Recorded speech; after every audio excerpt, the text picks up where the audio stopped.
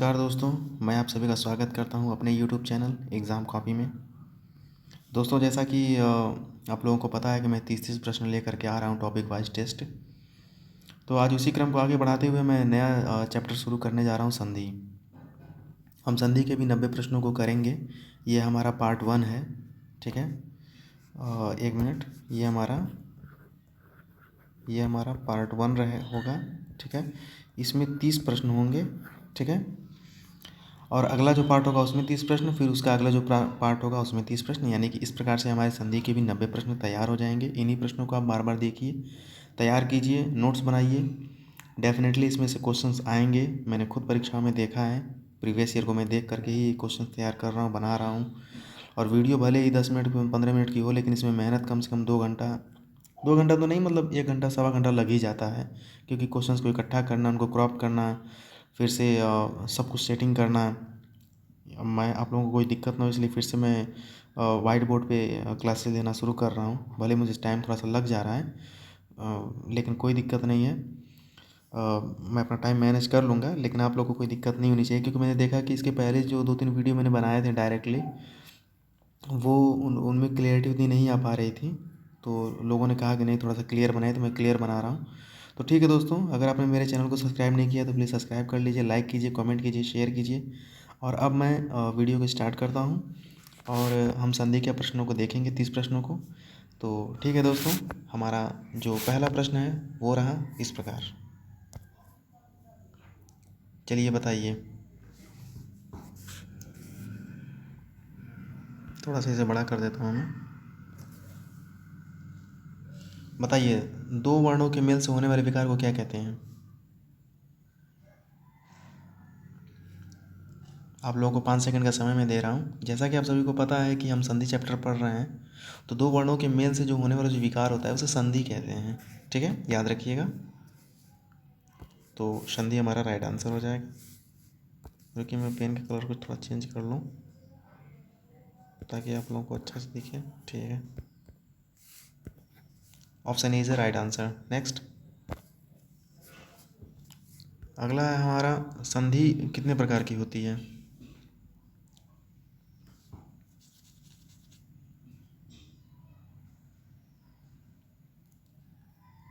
तो दोस्तों, संधि जो होती है, संधि 3 प्रकार की होती है।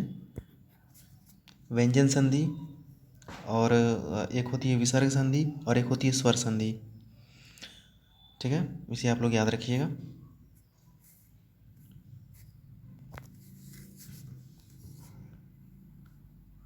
अगला है, दयानंद में प्रयुक्त संधि का नाम बताइए।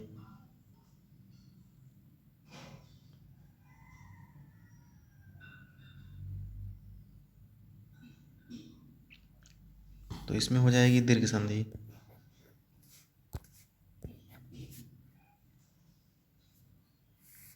अगला देखते हैं,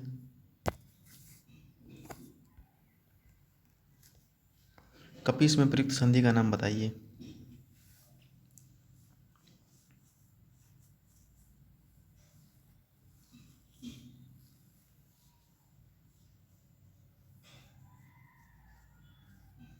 तो इसका राइट आंसर हो जाएगा ऑप्शन बी, दीर्घ संधि।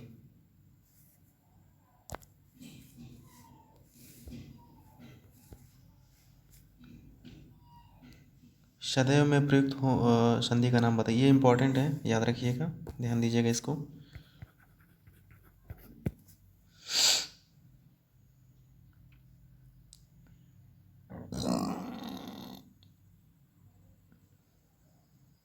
तो इसमें हो जाएगा 5 का ऑप्शन बी, स्वर संधि।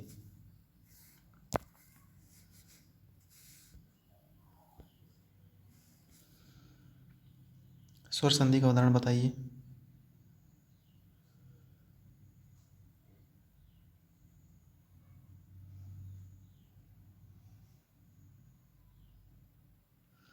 तो दोस्तों देखिए, स्वर संधि के जो देखिए, पहले तो संधि के 3 भेद होते हैं, स्वर संधि, व्यंजन संधि और विसर्ग संधि। फिर स्वर संधि के भी 5 भेद होते हैं, दीर्घ संधि, गुण संधि, अयादि संधि, और वृद्धि संधि, और एक एक मिनट, दीर्घ संधि हो गया, वृद्धि संधि हो गया, गुण संधि हो गया, अयादि संधि हो गया और एक यण संधि होती है। 5 संधियाँ होती हैं, ठीक है, इन्हें याद रखिएगा। तो पूछ रहा है कि स्वर संधि का कौन सा इसमें से प्रकार है, तो इसमें से हमारा हो जाएगा पवन। पवन जो होती है वो अयादि संधि का उदाहरण है, ठीक है, इसे याद रखिएगा आप लोग, क्योंकि मनोहर में तो विसर्ग संधि हो जाएगी, मन प्लस हर, मनोहर। नमस्कार में भी वही है, नमा प्लस स्कार, तो ये हो जाएगा नमस्कार, ठीक है, नमस्कार में भी विसर्ग संधि हो गई। अगला देखते हैं।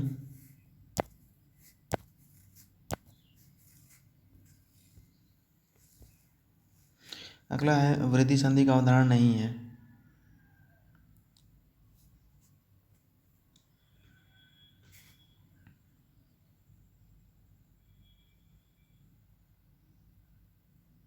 तो ऑप्शन सी हो जाएगा, 7th का सी। अगला देखते हैं।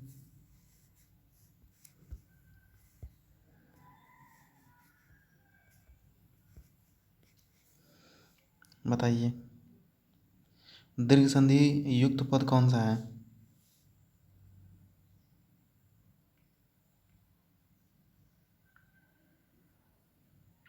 तो ये हो जाएगा तत्यारी, option D is the right answer. अगला देखते हैं।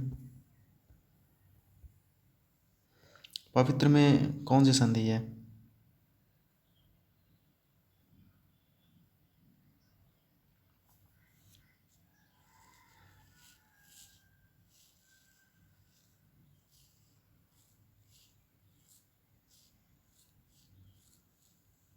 तो ये हो जाएगा अयादि संधि। ये स्वर संधि का ही भेद होता है, ये सभी स्वर संधि के ही भेद हैं। इसमें एक क्या कहते हैं कि यण संधि, गुण संधि, अयादि संधि, वृद्धि संधि, ठीक है, इन्हें याद रखिएगा, ये स्वर संधि के ही भेद हैं ये। तो इसमें से पूछा है कि पवित्र में प्रयुक्त संधि कौन सी है, तो इसका जो राइट आंसर हो जाएगा वो हो जाएगा 9th का सी, अयादि।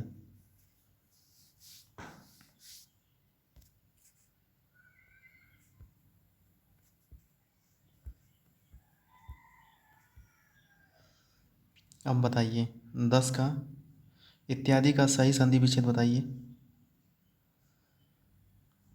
दोस्तों मैं पहले बता दूं कि इसमें यण संधि है, यण संधि जो कि स्वर संधि का ही भेद है, यण संधि, ठीक है। तो 10 का जो हो जाएगा वो डी हो जाएगा, इति प्लस आदि।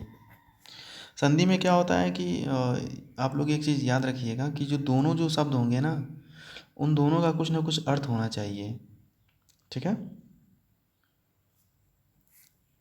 बिना अर्थ के नहीं बनेगा।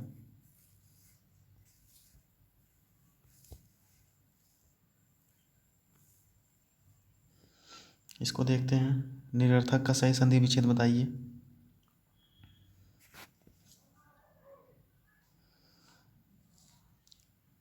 निरर्थक में देखिए विसर्ग संधि है, तो ये हो जाएगी आपकी नि प्लस अर्थक, ठीक है, यानी कि option C is the right answer. अगला देखते हैं। अगला है हमारा धरेश का सही संधि विच्छेद बताइए।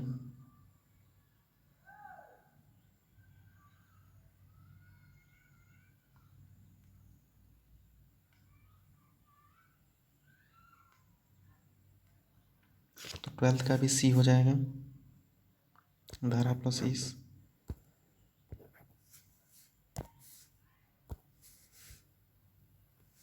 अगला देखते हैं निराशा का सही संधि विच्छेद।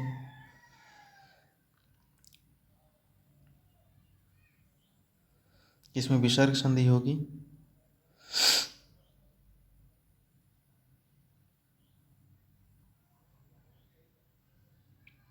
तो दोस्तों 13 का जो हो जाएगा वो हो जाएगा सी, नी प्लस आशा। अगला देखते हैं।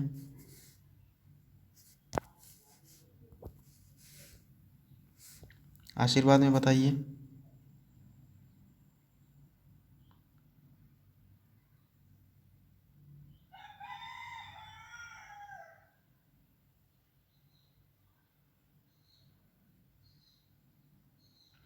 तो इसका ऑप्शन डी हो जाएगा, सॉरी डी कह रहा हूँ, इसका ऑप्शन बी हो जाएगा, आशी प्लस वाद, विसर्ग संधि इसमें भी है, 15 कम भी। अगला देखते हैं, बताइए महेश का सही संधि विच्छेद बताइए।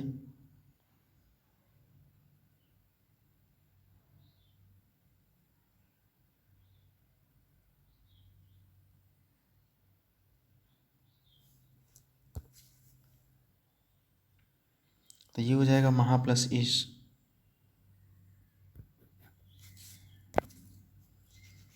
अगला देखिए,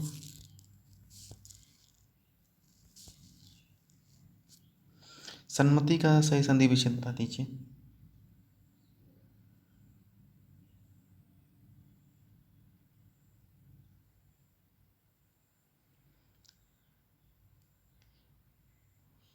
तो ये हो जाएगा, ये देखिए व्यंजन संधि है ये, ठीक है। तो कहाँ गया ये, option D is the right answer, सत प्लस मति।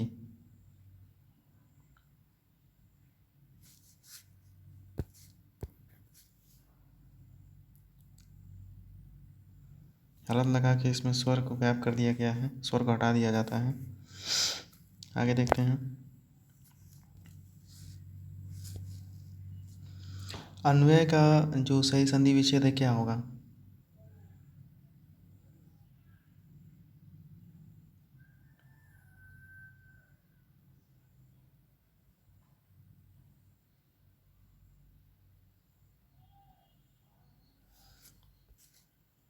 तो 18 का ए हो जाएगा। 19 देखते हैं, परोपकार में प्रयुक्त संधि कौन सी है।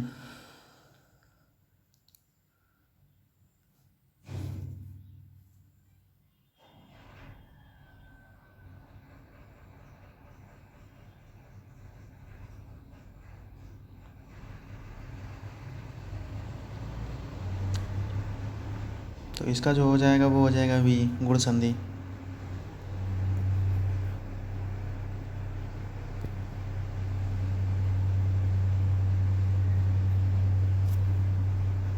गुण संधि, ठीक है।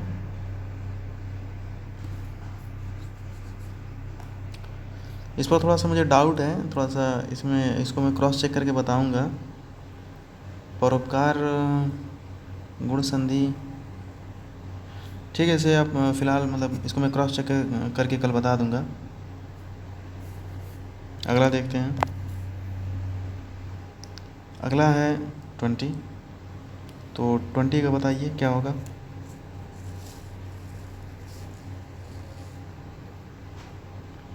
स्वर संधि का उदाहरण बताइए कौन सा है इसमें से। उच्चारण तो उत प्लस चारण से बनता है, तो ये तो व्यंजन संधि हो गई। दिग्गज भी जो है वो दिक प्लस ज से बनता है, तो ये भी व्यंजन संधि हो गई। तो इसमें से कौन सा होगा, मनवंतर होगा स्वर संधि, option D is the right answer. अगला देखते हैं,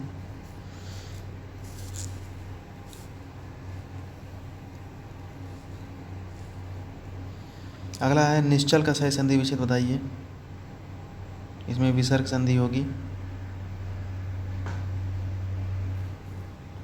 नी प्लस चल, यानी option D is the right answer, 21 का डी। लॉक कर दो इसे। अगला देखते हैं, अगला है किसमें विसर्ग संधि है बताइए। अभी आपने इसके पहले पढ़ा था ना, अगर आपने ध्यान दिया होगा 21 पर तो बता देंगे, बहुत आसानी से बता देंगे। प्रश्न नहीं बल्कि वही है, पूछने का तरीका अलग है।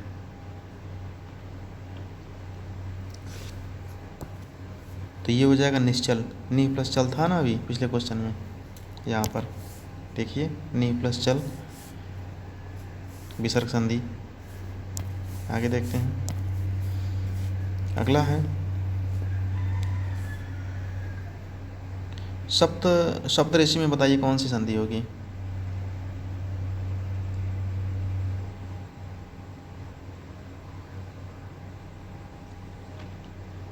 तो सप्तऋषि में जो संधि होगी वो होगी हमारी सप्त प्लस ऋषि। Option C is the right answer. अगला देखते हैं, बताइए तपोवन में प्रयुक्त संधि बताइए।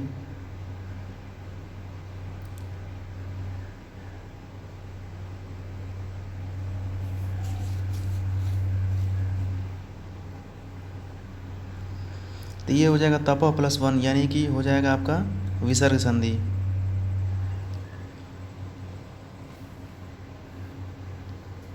यानी कि 24 का सी। अगला देखते हैं,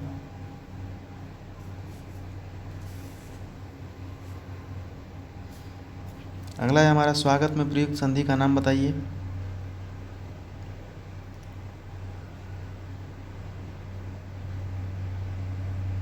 तो स्वागत का होता है सु प्लस आगत, तो 25 का हो जाएगा हमारा बी, यण संधि। यण संधि की पहचान यही होती है कि उसमें आपको जरूर कुछ ना कुछ आधा जो व्यंजन होता है वो दिख जाएगा। ये एक ट्रिक है, याद रखिएगा। दीर्घ संधि में होता नहीं है ऐसा, वृद्धि में भी नहीं होता है, व्यंजन में भी ऐसा नहीं होता है।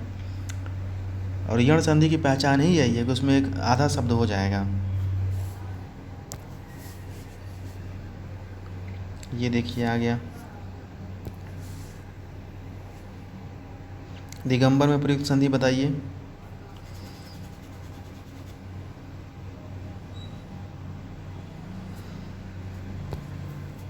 ये होता है दिक प्लस अंबर। ये देखिए, ये भी व्यंजन हो गया, स्वर हम निकाल दिए हैं काट के इसको, और ये स्वर हो गया। ठीक है, तो ये क्या हो जाएगा, ये व्यंजन संधि हो जाएगा। 26 का बी। अगला देखते हैं,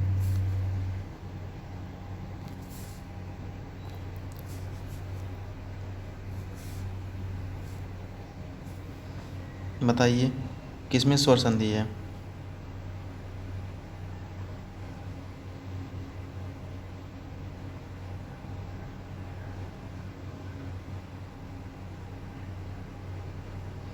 स्वर संधि दोस्तों रजनीश में है।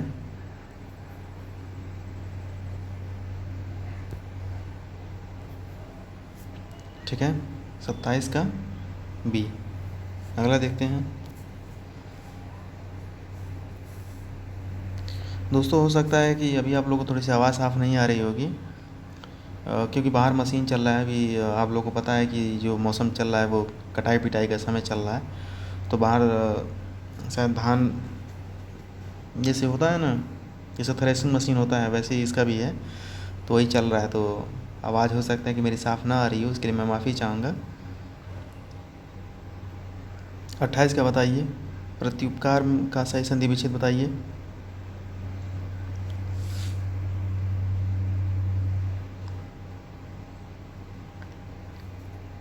तो दोस्तों इसका जो राइट आंसर हो जाएगा ये हो जाएगा प्रति प्लस उपकार।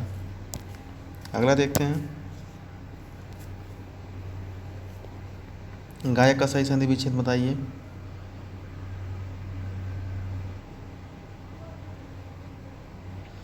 दोस्तों मैं आपको बता दूं कि ये अयादी संधि का मतलब उदाहरण है, ये अयादी।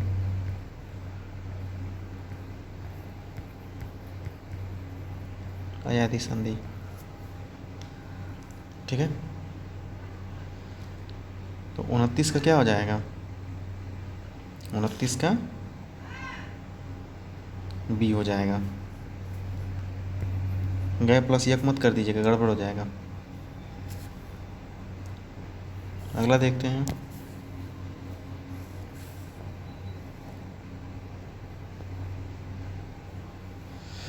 अगला है हमारा अभिषेक का सही संधि विच्छेद बता दीजिए।